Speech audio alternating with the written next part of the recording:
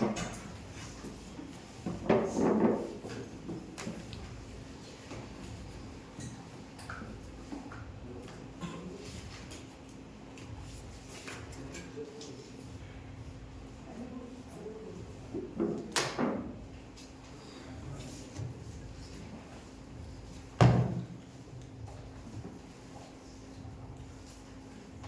अध्याय 2 वचन 1 ते 14 आपण ह्यावेळेस वाचूया. आणि पुन्हा एक वार मी मंडळीला विनंती करतो की हा शास्त्रभाग कृपया करून वाचा. लूक अध्याय 2 वचन 1 ते 14 आपल्या सर्वांसाठी कोणीतरी कृपया करून वाचा. त्या दिवसात असे झाले की सर्व जगाची नावनिशी केली जावी अशी कैसर आले त्याची आज्ञा झाली. सुभेदार असताना ही पहिली नावनिशी झाली तेव्हा सर्व लोक आपापल्या गावी नावनिशी निघून देण्यास गेले. योसेफ हा दाविदाच्या घरातून कुळातील असल्यामुळे तोही गालिलात नासरेत गावातून वर यहुद्यातील दाविदाच्या बेथलेहेम गावी गेला. नावनिशी निघून देण्यासाठी त्याला वापरत झालेली महिला गरोदर असताना तिलाही त्याने बरोबर नेले. तेथे असताना असे झाले की तिचे दिवस पूर्ण भरले आणि तिचा प्रथम पुत्र झाला. त्याला त्याने गुंडाळून गव्हाणीत ठेवले कारण त्यांना उतार शाळेत जागा नव्हती. त्याच परिसरात मेंढपाळ रात्रीच्या वेळी आपले कळप राखत होते तेव्हा प्रभूचा दूत त्यांच्याजवळ उभा राहिला. प्रभूचे तेज त्यांच्या मुखात प्रकाशले आणि त्यांना मोठी भीती वाटली. तेव्हा देवदूत त्यांना म्हणाला, भिऊ नका, कारण पहा, जो मोठा आनंद सर्व लोकांना होणार आहे त्याची सुवार्ता मी तुम्हाला सांगतो. ती की तुमच्यासाठी दाविदाच्या गावात जन्मला तो ख्रिस्त प्रभू आहे. आणि तुम्हाला मुलगी बाळकाने गुंडाळलेले व गव्हाणीत ठेवलेले एक बालक तुम्हाला आढळेल. इतक्यात स्वर्गातील सैन्याचा समुदाय व देवदूतांजवळ अकस्मात प्रकट झाला आणि देवदूत देवाची स्तुती करत म्हणाले, उद्धव की देवाला धर आणि पृथ्वीवर त्यांच्यावर त्याचा प्रसाद झालाय त्या मनुष्यात टाकली. आमेन. प्रार्थना करूया. थोर देवा, आम्हाला तुझी गरज आहे आणि पित्या परमेश्वरा, तू सदैव आमच्या सोबत आहे. ह्या आत्मविश्वासाने प्रिय प्रभू आम्ही तुझ्या सम्मुख येतो की आमच्या कर्मांनी नव्हे, आमच्या कामाद्वारे नव्हे, पित्या परमेश्वरा, नियमशास्त्राच्या कर्मांनी नव्हे, आमच्या आज्ञापालनामुळे नव्हे प्रिय प्रभू, केवळ तुझ्या कृपेने तू आम्हाला तारलंस. तुझ्या कृपेने तू आम्हाला मुक्तिदाता दिला आणि त्याच्यामध्ये विसावा दिला. प्रिय प्रभू, आम्ही विसावा पावलेले लोक आहोत. People who rest in Christ and in his complete work. प्रभू येशू ख्रिस्ताच्या पूर्ण कार्यामध्ये विसावा पावलेले आम्ही लोक आहोत. आम्ही कर्मकांड आणि आमच्या आज्ञापालनावर भरोसा ठेवून, आमच्या आज्ञापालनावर आणि आमच्या कर्मांवर भिस्त ठेवून प्रिय प्रभू आम्ही आज या सकाळच्या वेळेस आलो नाही, तर आम्ही ह्या विश्वासाने या ठिकाणी जमलेलो आहे की ख्रिस्ताने आमचे तारण पूर्ण केले आहे आणि त्याच्यामध्ये आम्ही विसावा पावलेले आहोत. प्रिय प्रभू, तुला धन्यवाद देतो, आमच्याकरिता तू तारणारा दिलास. तुझ्या वचनाने पुन्हा एकदा स्वर्गीय पित्या तू आम्हाला भरून टाक प्रिय प्रभू, आणि आमचे अंतःकरण तुझे गौरव करण्यासाठी तू तत्पर ठेव, तयार कर प्रिय प्रभू. सर्व आदर व मान महिमा आम्ही तुला देतो. ह्या ठिकाणी सर्व जमलेले बंधू भगिनी आणि सर्वांवर प्रिय प्रभू, तुझ्या लोकांवर तुझे आशीर्वाद पाठव प्रिय प्रभू. आम्हाला तुझ्या विश्वासामध्ये खंबीर आणि प्रबळ तू कर प्रिय प्रभू, आणि आमच्याद्वारे तुझी सेवा हर्षाने होऊ दे. आजच्या दिवसासाठी आम्ही तुला धन्यवाद देतो. या वचनांद्वारे प्रिय प्रभू तू आम्हाला शिकवू. तुझा पुत्र किती अद्भुत आहे, तू किती महान देव आहेस आणि आम्ही किती कमकुवत आहोत प्रिय प्रभू, याची जाणीव आम्हाला होईल. प्रभू येशूच्या गोड आणि पवित्र नावामध्ये आम्ही प्रार्थना करतो, म्हणतो आहे, आमेन. मागच्या संदर्भामध्ये आपण लूक अध्याय 2 वचन 1 ते 7 मध्ये आपण मला असं वाटतं 3 किंवा 4 गोष्टी बघितलेल्या होत्या. सगळ्यात पहिले आपण बघितलेलं होतं की देव सार्वभौम आहे आणि देवाने बऱ्याच वर्षापूर्वी मिका संदेशाद्वारे सांगितलं होतं की त्याचा पुत्र मसीहा बेथलेम ह्या ठिकाणी येईल, त्याचा जन्म बेथलेम ह्या ठिकाणी होईल आणि येशू ख्रिस्ताचा जन्म बेथलेम ह्या ठिकाणी व्हावा म्हणून आपण पाहतो की कैसर अगस्तुस आणि क्विरिनियम याच्या मनात प्रभूने त्या ठिकाणी हा विचार घातला आणि त्यांनी सांगितलं की सर्व लोकांनी काय करावं, नावनिशी रेकॉर्ड जे आहे रेकॉर्डसाठी किंवा टॅक्सेशनसाठी कर वसूल करण्यासाठी त्या ठिकाणी त्यांचं नाव त्या ठिकाणी रजिस्टर्ड करावं असा हुकूम कैसर अगस्तुस याने दिला, आज्ञा केली हे आपण पाहतो. आणि त्याने आज्ञा दिल्यामुळे योसेफ आणि मरिया हे नासरेतहून बेथलेम ह्या ठिकाणी गेले, म्हणजे प्रांत बदलला. गालिल ह्या भागामधून यहूदा प्रांतामध्ये गेले आणि एक्झॅक्टली त्या ठिकाणी तिचे दिवस पूर्ण झाले आणि मसिया बेथलेम ह्या ठिकाणीच जन्मास आला. आणि त्यामधून आपण शिकलो होतो की परमेश्वर जो आहे तो सर्व गोष्टींवर त्याचं नियंत्रण आहे. त्यानंतर आपण याच्यामधूनच मागच्या भागामध्ये आपण शिकलो होतो की प्रभू येशू ख्रिस्त जो आहे त्याची एंट्री जी आहे, त्याचा प्रवेश या जगामध्ये अगदी दीन झाला, कारण की वधस्तंभी मरण्याकरिता तो आलेला होता. आणि म्हणून आपण पाहतो की त्याचा जो प्रवेश या जगामध्ये आहे तो अशा रीतीने दीन प्रवेश झालेला आहे. उतार शाळेमध्ये जागा नव्हती आणि त्यामुळं आपण शिकलोय की त्याला बाळंताने गुंडाळून गव्हाणीत ठेवले. आणि ह्या सर्व अद्भुत गोष्टी ज्या आहेत आपण मागच्या उपदेशामधून शिकलो होतो. आणि आज आपण खास करून 8 ते 14 ह्या शास्त्र भागामधून शिकणार आहोत. आणि याला मी नाव दिलेले आहे केवळ देवाचे गौरव. वचन 14 मध्ये स्पष्ट रीतीने सांगितलेलं आहे, स्वर्गदूत जे आहे सैन्याचा समुदाय येऊन त्या ठिकाणी गीत गातो, त्या ठिकाणी प्रभूची उपकार स्तुती ते करत आहे. आणि त्या ठिकाणी ते म्हणत आहे की उर्धवलो की देवाला गौरव. आणि ह्या आजच्या उपदेशाचा शीर्षक आहे देवाला गौरव, केवळ देवाला गौरव, किंवा याला आपण अशा रीतीने शीर्षक देऊ शकतो, गौरव केवळ देवाला आणि मनुष्यास शांती. या आपण काही मुद्दे या ठिकाणी बघूया.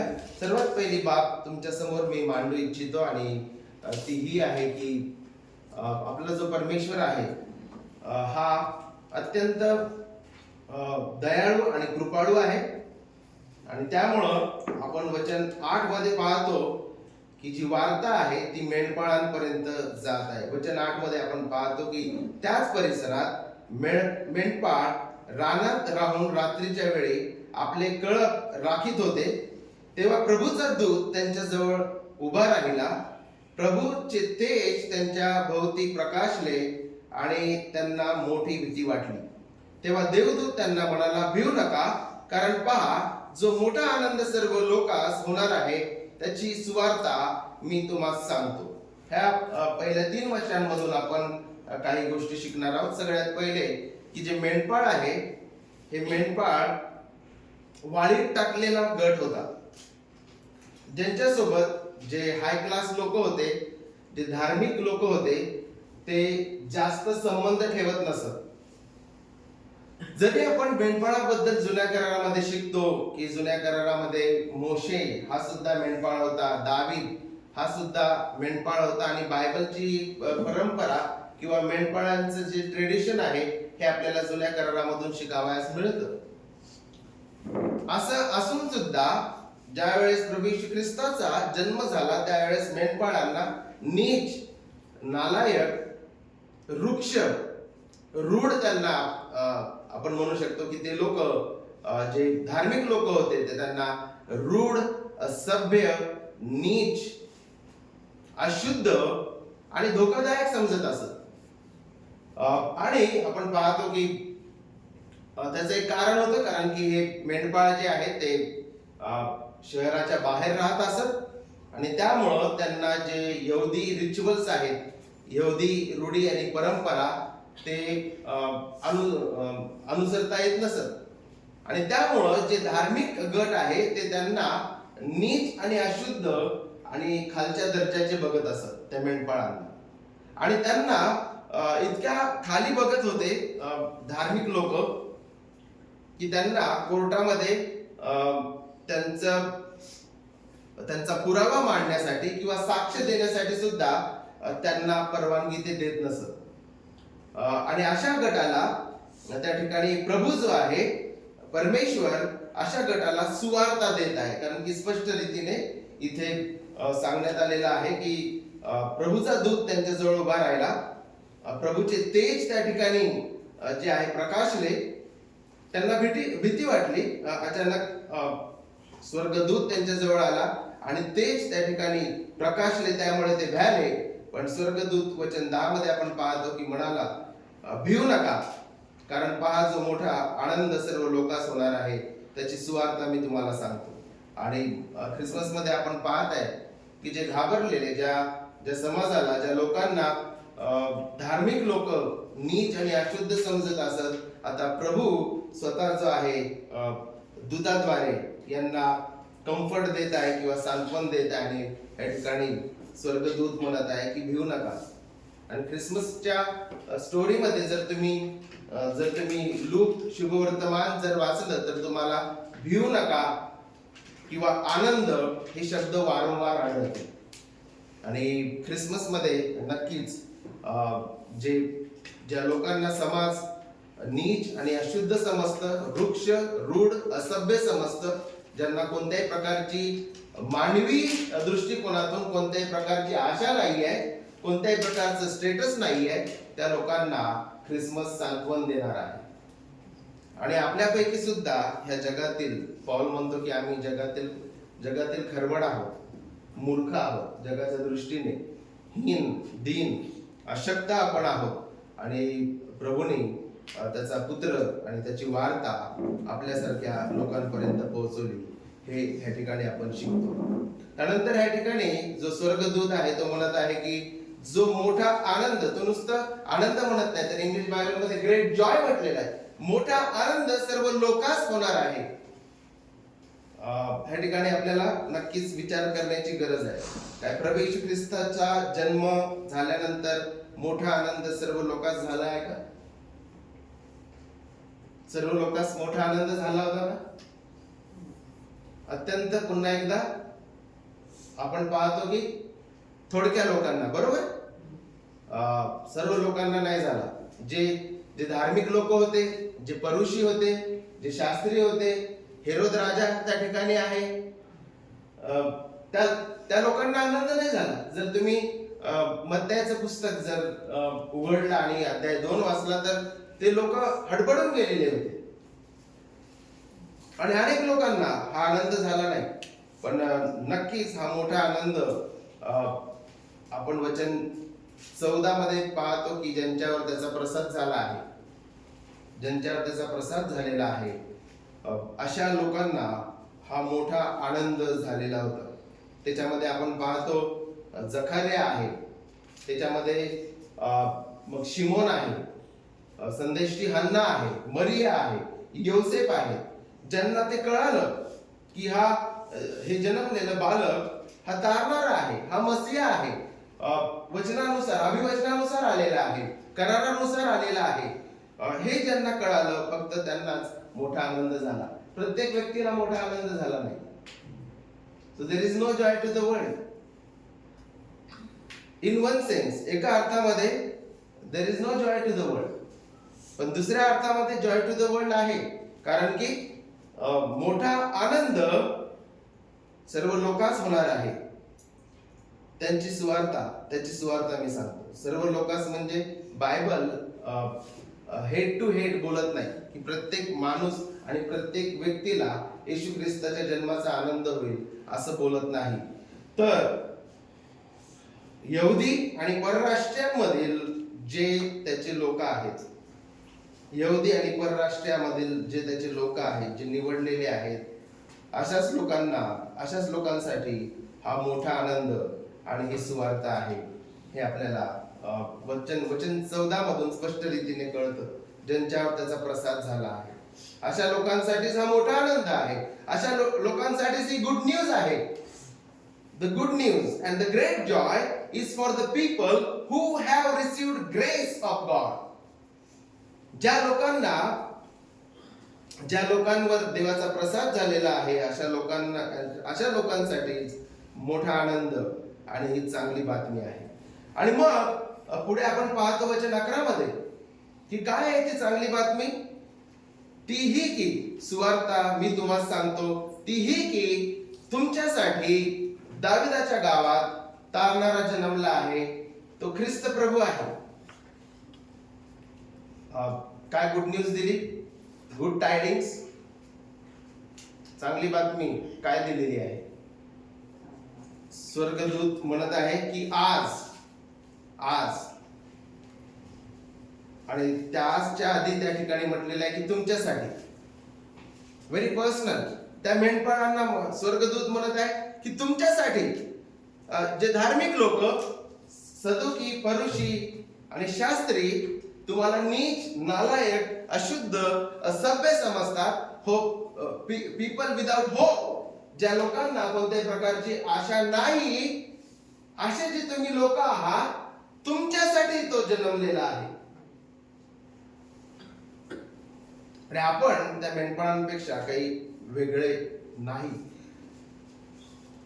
आणि हा संदेश जो आहे किंवा वचन 11 त्या काळामध्ये त्या मेंढपाळांना देण्यात आलेला आहे. फॉर यू, तुमच्यासाठी तो जन्मलेला आहे, तारणारा जन्मलेला आहे. अँड टुडे, आणि आज हा उपदेश जो आहे आपल्यासाठी आहे. He came for us, for sinners. जग ज्यांना असभ्य समजतं, अशिक्षित समजतं, आपण जे आशाहीन होतो, पापी होतो, अपात्र होतो, नीच होतो जगाच्या दृष्टिकोनातून, आणि आपल्या पापामुळे आपण नीच आणि अपात्र होतो, हा तारणारा आपल्यासाठी आलेला आहे. Very personal, for you. ह्या ठिकाणी वचन 11 मध्ये सांगितलेलं आहे. ही बातमी ही आहे, सुवार्ता ही आहे की तुमच्यासाठी तो आलेला आहे. What a good news. आपल्यासाठी तो आलेला आहे. Not for the angels. तो पवित्र देवदूतांसाठी आला नाही, कारण की पवित्र देवदूतांचं त्यांना तारणाची गरज नाहीये. तो पतित देवदूतांसाठी आलेला नाहीये, कारण की बायबल कुठे शिकवत नाही की पतित देवदूतांचं तारण होईल म्हणून.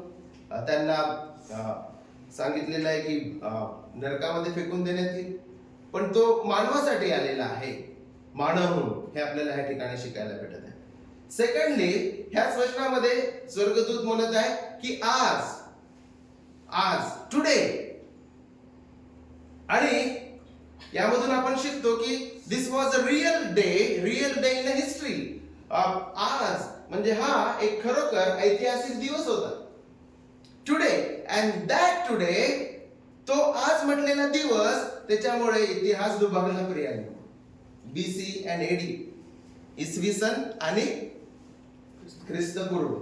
आपण सर्व, मला असं वाटतं बरेच लोक शाळा आणि कॉलेजमध्ये गेलेले आहेत आणि इतिहास हा विषय आपल्याला बऱ्याच लोकांना आवडत नाही. नुसतं इतिहासच आवडत नाही, तर इतिहास शिकवणारे सरही आवडत नाही आपल्याला.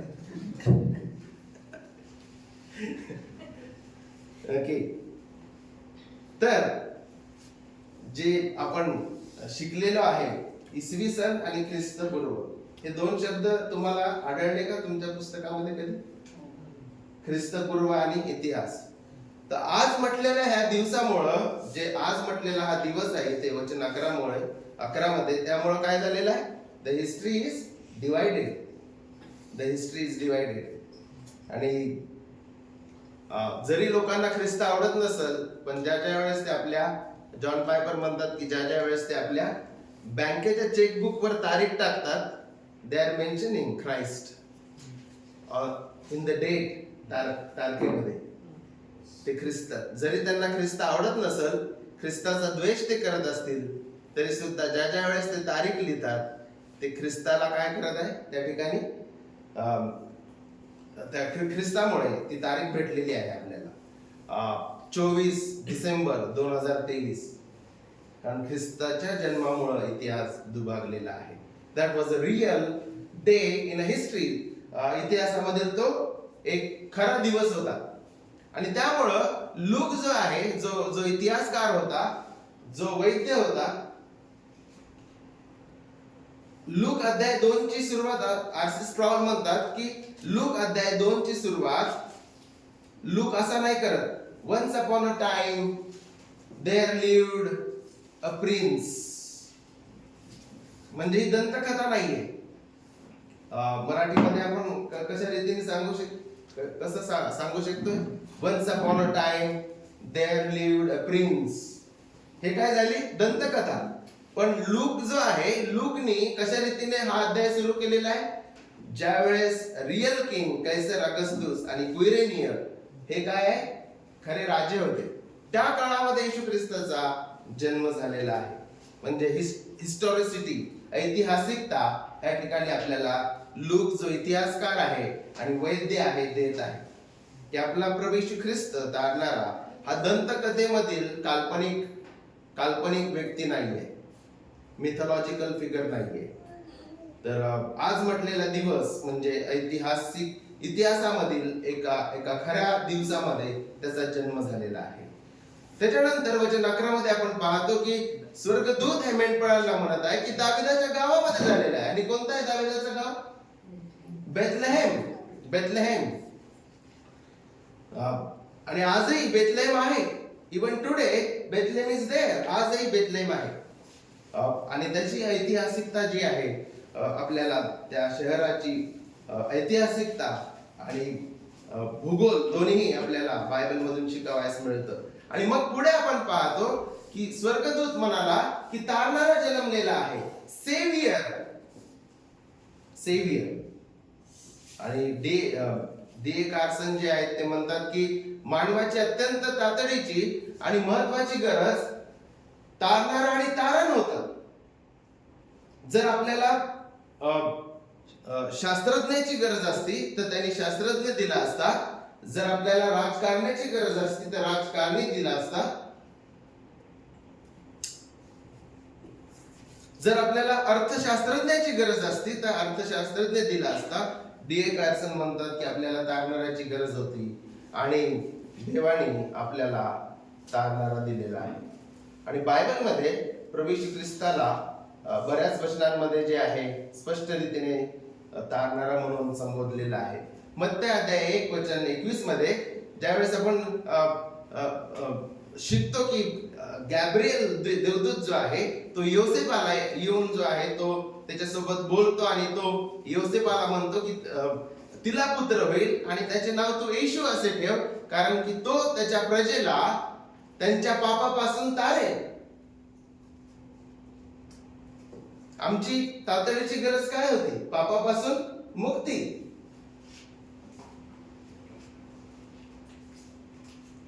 पापापासून मुक्ती ही आमची तातडीची गरज होती. द इमर्जन्सी नीड, अत्यंत महत्वाची आमची जी गरज होती ती पापापासून मुक्ती होती. आणि प्रभू येशू ख्रिस्त त्याच्या प्रजेला पापापासून तारण्यासाठी तो आलेला आहे. हे आपल्याला पवित्र शास्त्र स्पष्ट रीतीने शिकली. आणि त्यानंतर प्रेषितांचे कृत्य अध्याय 4 आणि 12 मध्ये एक्सक्लुझिव्ह क्लेम त्या ठिकाणी दिलेला आहे की तारण दुसऱ्या कोणाकडून नाही, कारण जेणेकरून आपले तारण होईल असे दुसरे कोणतेही नाव आकाशाखाली मनुष्यामध्ये दिले नाही. हा प्रोटेस्टंट मंडळीचा विश्वास आहे. There is only one mediator and only one saviour. एक तारणारा आणि एकच मध्यस्थ आहे, तो प्रभू येशू ख्रिस्त आहे. जे तारण प्रभू येशू ख्रिस्त देतो त्याबद्दल आपण शिकूया. हे तारण शक्य करण्यासाठी पवित्र शास्त्र सांगतं की तो पवित्र जीवन जगला 33.5 वर्ष, 33.5 years. वधस्तंभी गेला, पुरल्या गेला आणि शास्त्राप्रमाणे त्याला उठविण्यात आलं, त्याचं पुनरुत्थान झालं आणि तो पुन्हा येणार आहे. प्रभू येशू ख्रिस्ताचं 33.5 वर्षाचं जीवन आम्हाला तारतं. बऱ्याचदा आपण गुड फ्रायडेच्या दिवशी we talk about his death, आपण त्याच्या मरणाबद्दल बोलतोय. प्रभू येशू ख्रिस्ताच्या मरणाबद्दल बोलतो, पण आपल्याला त्याचं 33.5 वर्षाचं जीवन पण तारतं. हिज लाईफ सेव्हज अस. त्याचा वधस्तंभावरील अर्पण आमचं तारण करतं, त्याचं पुनरुत्थान आमचं तारण करतं, आणि त्याचं दुसरं आगमन आमचं तारण करतं. असं तारणारा प्रभूने आपल्याला दिलेला आहे. आणि परमेश्वराने एक रफ ढोबळ असं तारण केलेलं नाहीये, किंवा अनिश्चित असं तारण केलेलं नाहीये. त्याने लोकांना सेवेबल म्हणजे तारण्याजोगं करून सोडलं नाही. मी तुम्हाला तारण्याजोगं करून सोडतो आणि आता बाकीचं काम जे आहे तुम्ही करा आणि ते तारण पूर्ण करा, असं त्यांनी सोडलेलं नाहीये. की I make you saveable, do some things and get the complete salvation, असं तारणारा नाहीये तो. फक्त सेवेबल करून ठेवलं, तारण्याजोगं करून ठेवलं, आता तुम्ही काहीतरी करा आणि मग तुमचं तारण पूर्ण होईल, असा तो तारणारा नाहीये. बायबल सांगतं, he redeemed us on the cross, he saved us. त्यांनी आमचे तारण पूर्ण केलेले आहे. इब्री लोकास पत्र अध्याय 10 आणि वचन, इब्री लोकास पत्र अध्याय 10 आपल्याला स्पष्ट रीतीने शिकविते. आणि असा तारणारा प्रभूने आपल्यासाठी पाठविलेला आहे. प्रभू येशू ख्रिस्त, येशूच्या नावाचाच अर्थ the lord is my salvation. येशूच्या नावाचाच अर्थ आहे की परमेश्वर आमचं तारण आहे. आणि बायबल वारंवार सांगतं की सॅल्वेशन बिलॉंग्स टू गॉड. तारण हे प्रभूचे आहे. तारण हे मानवाद्वारे नाही, तारण हे आमच्या कर्माद्वारे नाही, आमच्या यशाद्वारे नाही, तारण आमच्या हातून होत नाही. हे बायबल वारंवार शिकवितं. आणि पवित्र शास्त्र वारंवार हे शिकवतं की देव कृपेने पापांचे तारण करतो. आणि परमेश्वर प्रभू येशू ख्रिस्त हा तारणारा आमच्यासाठी आहे, आमच्या सोबत आहे. बायबल सांगतं तो आमच्यासाठी आहे. हा तारणारा आमच्या सोबत आहे, आमच्या मध्ये आहे, आमच्या द्वारे आहे, आणि तो आमचे तारण पूर्ण करतो. दिस इज द गुड न्यूज. आणि तारण केवळ आणि केवळ प्रभू येशू ख्रिस्तामध्ये आहे. तारण हे पेत्राच्या नावामध्ये नाहीये, तारण हे पौलाच्या नावामध्ये नाहीये, तारण हे योसेफ, मरिया किंवा पोप किंवा पास्टर किंवा मिशनरी किंवा सेंट्स, ज्यांना आपण संत लोक म्हणतो, तारण हे त्यांच्याद्वारे नाही आहे, तर केवळ प्रभू येशू ख्रिस्ताद्वारे आहे. पृथ्वीवर आकाशाखाली मनुष्यामध्ये केवळ हे एक नाव दिलेलं आहे, प्रभू येशू ख्रिस्ताचं नाव, ज्याच्याद्वारे मनुष्याचं तारण आहे. हे वारंवार आपल्याला बायबल शिकवितं. आणि जर तुम्हाला योहान अध्याय 4 आणि वचन 41 आणि 42 जर माहित असेल की शमरोनी स्त्री जी आहे तिचं तारण होतं, आणि ती शमरोन त्या गावामध्ये, त्या प्रांतामध्ये जाऊन स्वार्थ सांगते, आणि प्रभू येशू ख्रिस्त त्या ठिकाणी जातो, आणि प्रभू येशू ख्रिस्त सुद्धा त्यांना वचन सांगतो, आणि त्या ठिकाणचे लोक सुद्धा कबुली देतात. त्याच्या वचनावरून आणखी कितीतरी लोकांनी विश्वास धरला, आणि ते त्या स्त्रीला म्हणाले, आता तुझ्या बोलण्यावरूनच आम्ही विश्वास धरतो असे नाही, कारण आम्ही स्वतः ऐकले आहे व हा खचित ख्रिस्त जगाचा तारणारा आहे हे आम्हाला कळाले आहे. शमरोन ह्या प्रांतातील लोक काय म्हणत आहे? ख्रिस्त जगाचा तारणारा आहे हे आम्हाला कळाले आहे. ह्या ठिकाणी जो स्वर्गदूत आहे मेंढपाळांना म्हणत आहे की तुमच्यासाठी आज दाविदाच्या गावात तारणारा जन्मलेला आहे, आणि त्या तारणाऱ्याचं कार्य आपण बघितलेलं आहे. तो तारणारा कोण आहे हे आपण बघितलेलं आहे. आणि पुढं स्वर्गदूत त्या ठिकाणी म्हणत आहे तो ख्रिस्त प्रभू आहे, तो ख्रिस्त आहे. ख्रिस्त म्हणजे अभिषिक्त, अनॉइंटेड. ख्रिस्त म्हणजे अभिषिक्त. आणि जुन्या करारामध्ये 3 प्रकारचे लोक होते. ते 3 प्रकारचे लोक जे आहे ते देवाचे प्रतिनिधी होते. एक तर प्रॉफेट, दुसरा होता प्रिस्ट, आणि तिसरे होते राजे, संदेष्टे याजक आणि राजे हे अभिषिक्त, यांना अभिषिक्त म्हटलं जात असं. आणि ज्यावेळेस आपण प्रॉफेट, प्रिस्ट आणि किंग, याजक, संदेष्टे आणि राजे यांचा अभ्यास करतो, तर त्या ठिकाणी आपल्याला जुन्या करारामधून शिकावयास भेटतं की Jesus Christ is greater prophet, greater priest and greater king. तो आमचा महान याजक आहे, महान संदेष्ट आहे आणि महान राजा आहे. आणि पुढे स्वर्गदूत म्हणत आहे, तो तारणारा जन्मला आहे, तो ख्रिस्त. आणि पुढे तो म्हणत आहे की तो प्रभू आहे. He is Lord, he is Lord. आणि म्हणून गवाणी मधलं जे बालक आहे त्याच्याकडे आपण ते केविलवानं, हेल्पलेस बालक अशा रीतीने आपण बघत नाही. हेल्पलेस बेब in मॅंजर. The boy, the babe in the manger was sovereign, almighty God. त्या गवाणीमधले जे बालक आहे ते सनातन, सार्वभौम आणि सेनाधीश देव होता. हा आमचा विश्वास आहे. केविलवाना किंवा असहाय्य नव्हता. He was God. कारण की इथं काय म्हणत आहे, तुमच्यासाठी दाविदाच्या गावात तारणारा जन्मलेला आहे, तो ख्रिस्त आहे, अनॉइंटेड आहे, तो महान भविष्यवक्ता आहे, महान याजक आहे, महान राजा आहे. आणि पुढे तो म्हणत आहे की तो प्रभू आहे. He is Lord. आणि लॉर्ड हा शब्द जो आहे, प्रभू, हा देवाचा जुन्या करारामधील कव्हनंट नेम आहे, कराराचं नाव आहे लॉर्ड. आणि त्या नावाने स्वर्गदूत आता त्या बालकाला, प्रभू येशू ख्रिस्ताला संबोधत आहे की तो लॉर्ड आहे, तो सार्वभौम आहे, तो सेनाधीश आहे, तो सनातन आहे. He is in control of all things.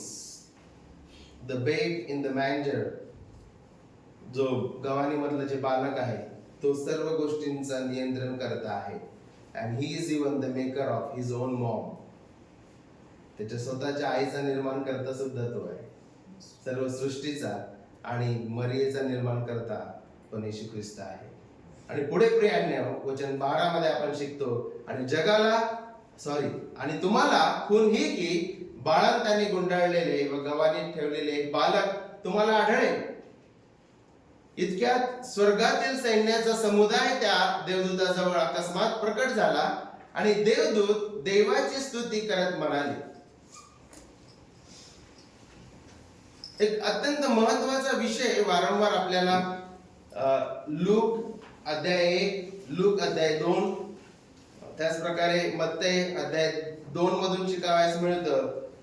ज्यावेळेस आपण प्रभू येशू ख्रिस्ताच्या जन्माच्या संदर्भामधील हे सर्व लिखाण किंवा हे सर्व उतारे वाचतो, तर त्याच्यामध्ये आपण आधी शिकलेलो आहे की आनंद हा शब्द वारंवार येतो, आणि त्याच प्रकारे उपकार, स्तुती, वर्शिप हा शब्द वारंवार येतो. In the context of the birth of Jesus Christ, we learn people are worshiping, praising and glorifying God. मरियेने काय केलं, ज्यावेळेस मरियेला स्वर्गदूताने येऊन सांगितलं की तुझ्याद्वारे जो पुत्र जन्मणार आहे तो पवित्र असेल, त्याला त्याचा पूर्वज दावीद त्याचं सिंहासन देणार आहे. तिने गीत गायलं आहे ना, तिने गीत गायलं, हर्षाने तिने देवाचं गौरव केलं, गीत गायलं. त्याच्यानंतर जखार्याने गीत गायलं. त्यानंतर आपण अध्याय 2 मध्ये ज्यावेळेस जातो तेव्हा हन्ना संदेष्टी जी आहे ती प्रभूची उपकार स्तुती करत आहे. शिमोन जो आहे तो प्रभूची उपकार स्तुती करत आहे. मेंढपाळ परमेश्वराची उपकार स्तुती करत आहे. आणि स्वर्गदूत सुद्धा त्या ठिकाणी परमेश्वराची स्तुती करत आहे. हे आपल्याला पाहावयास मिळत आहे. आणि मागी लोक त्यांनी पण ख्रिस्ताला नमन केले. तर प्रभू येशू ख्रिस्ताच्या जन्माच्या संदर्भामध्ये वर्शिप जे आहे, स्तुती किंवा उपकार स्तुती आपल्याला पाहावयास भेटते. आणि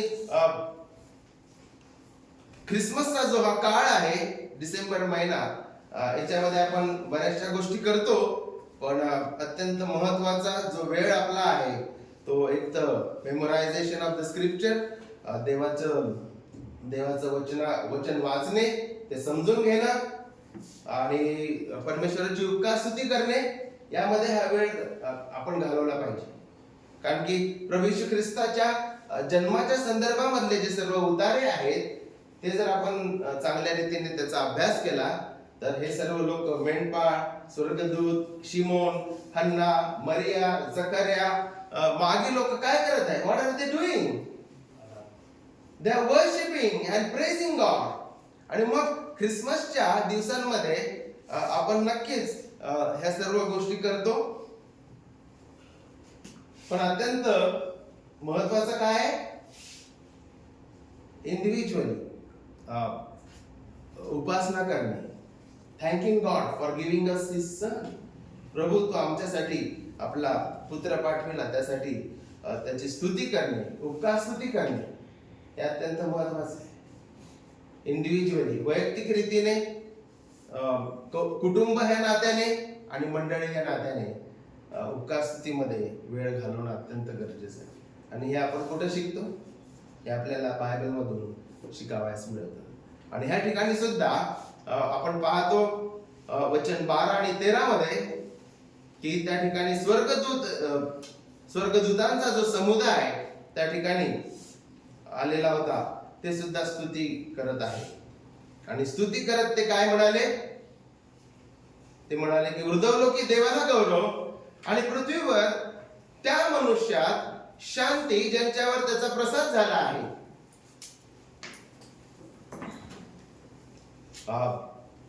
कॅरल मध्ये आपण बरंच काही कव्हर केलेलं आहे ह्या शास्त्र भागामधून. आणि या वचनामधून 2 किंवा 3 गोष्टी आपण बघू शकतो की the reality, vertical and horizontal reality, जे आपण ख्रिसमसचे जे सत्य आहे किंवा उभे आणि आडवे ख्रिसमसचे सत्य आपण त्याला म्हणू शकतो.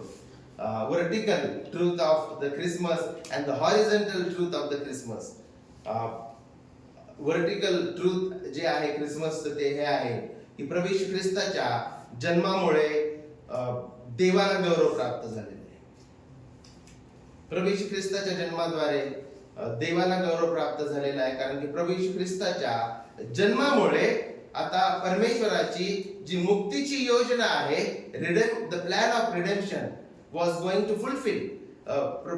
परमेश्वराची जी मुक्तीची योजना आहे ती आता येशू ख्रिस्ताच्या जीवनाद्वारे, मरणाद्वारे आणि पुनरुत्थानाद्वारे पूर्ण होणार होती. आणि म्हणून येशू ख्रिस्ताच्या जन्मामध्ये स्वर्गदूत जे आहे सर्वात प्रथम म्हणत आहे की उर्ध्वलो की देवाला गौरव.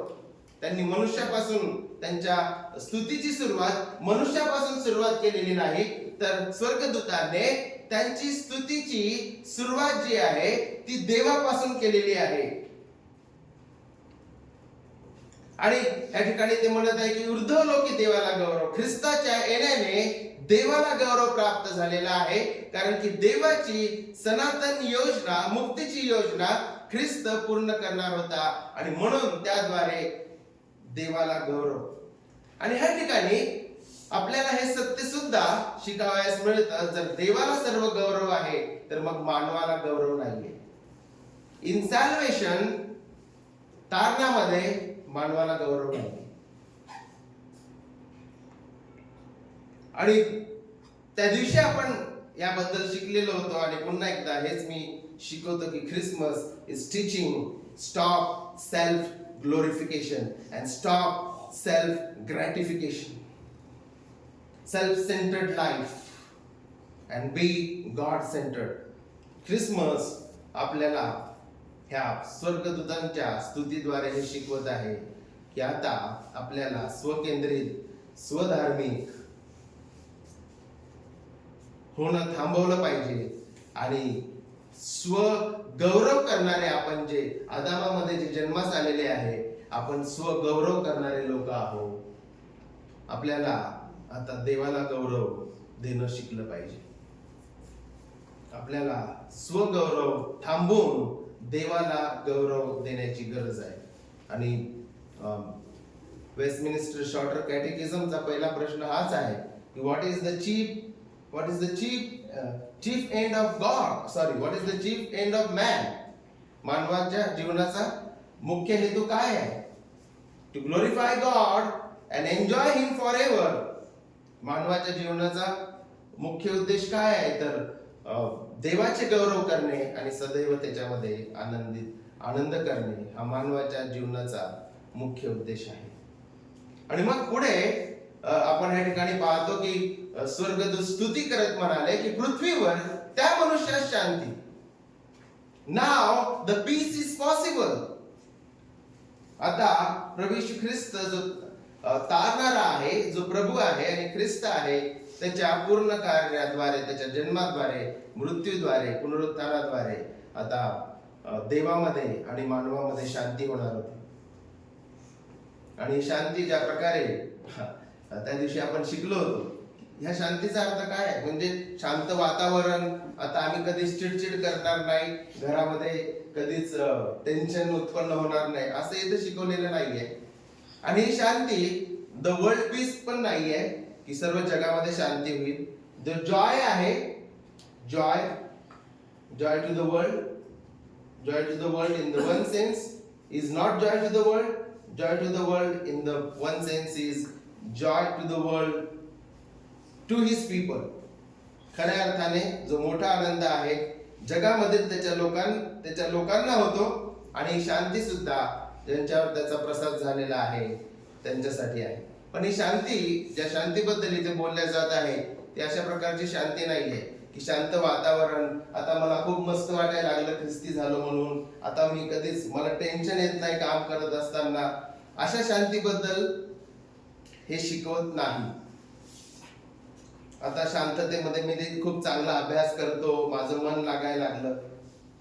ख्रिस्ती जीवनाचा याच्यासोबत, ख्रिस्ती विश्वासाचा ह्या गोष्टींसोबत काहीही संबंध नाही.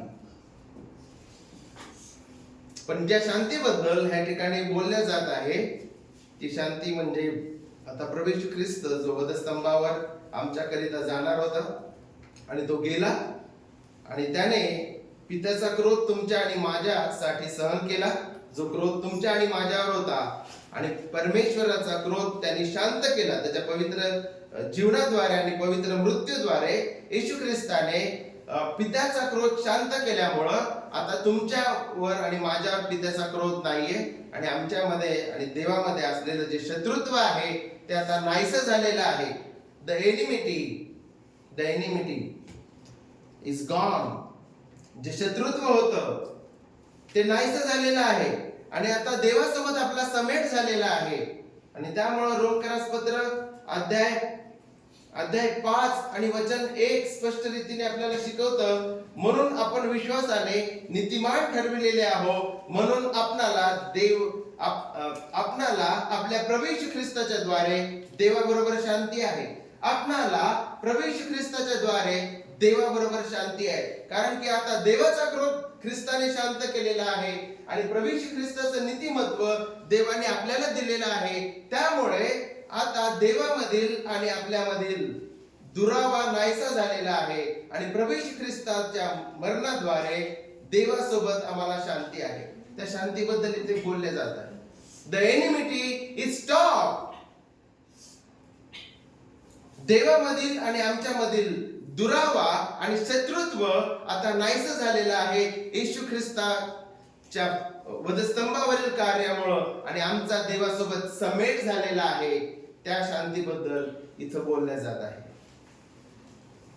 आणि ही शांती, हे तारण ह्या वचनामध्ये स्पष्ट रीतीने सांगितलेलं आहे की त्याच्या कृपेनं होतं, ज्यांच्यावर त्याचा प्रसाद झालेला आहे, ज्यांच्यावर त्याचा प्रसाद झालेला आहे.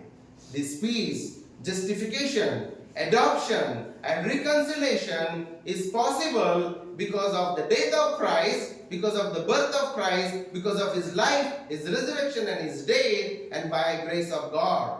कारण की इथं स्पष्ट रीतीने सांगितलेलं आहे, ज्यांच्यावर त्याचा प्रसाद झालेला आहे त्या मनुष्यास शांती, समेट, नीतिमान ठरणे, दत्तकपण आणि सार्वकालिक जीवन देवाच्या कृपेची देणगी आहे. हे वचन आपल्याला शिकवतं, ज्यांच्यावर त्याचा प्रसाद झालेला आहे. Because of the grace of God, देवाच्या कृपेमुळे.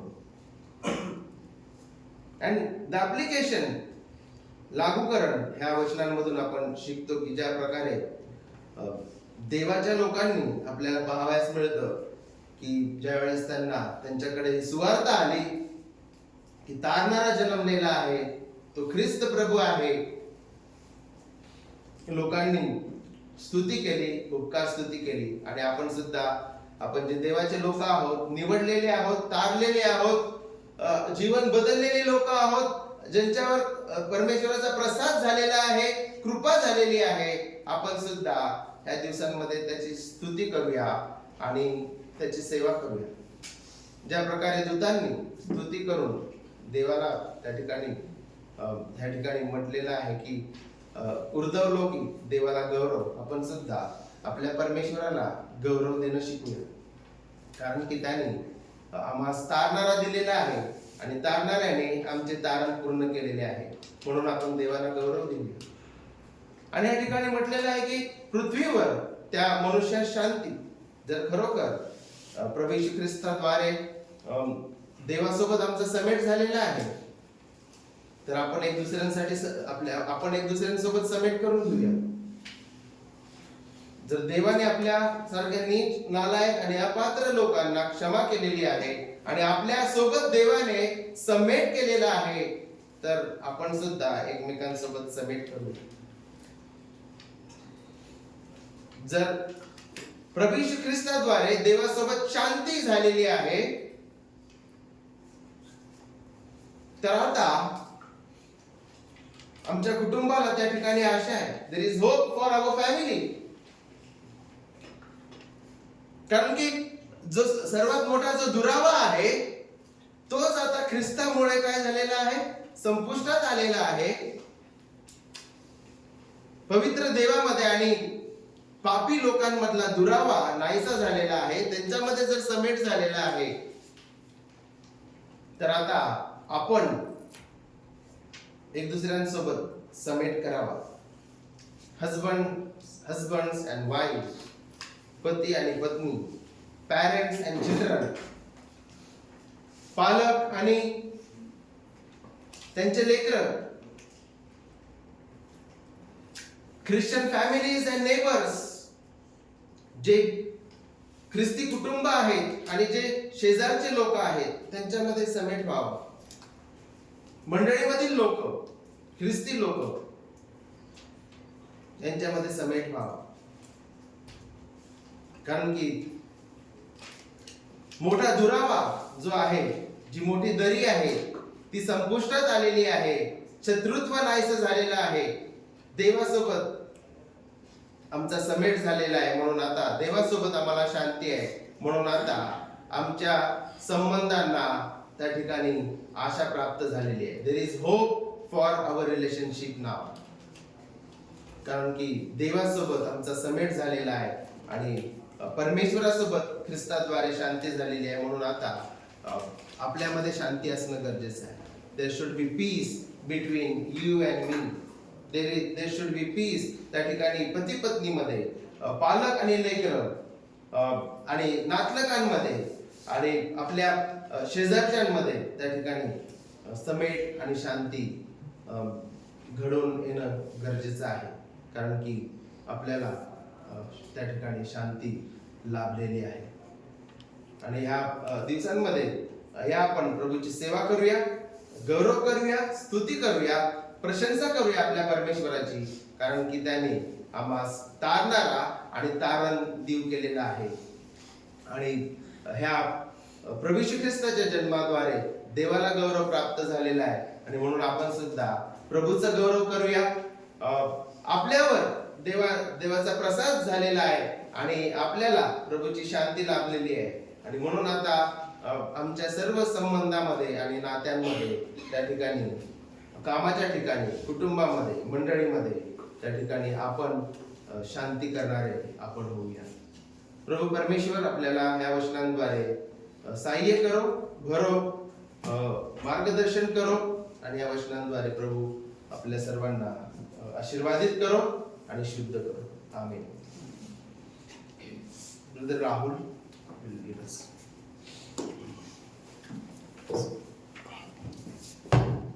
Thank you sir. सुंदरसं जे वचन परमेश्वराचं आपल्यापर्यंत आलेलं आहे, परमेश्वराची उपकार स्तुती करूया की सुंदरसा उलगडा आपल्याला भेटलेला आहे. आणि वचनाचा खरा अर्थ जो हे आपल्याला कळलेला आहे. वेळ न गमावता की आपण समोर जाऊया, आपण एक गीत गाऊया आणि गाण्यापर्यंत वेळ. मी त्यांना विनंती करतो पुन्हा समोर.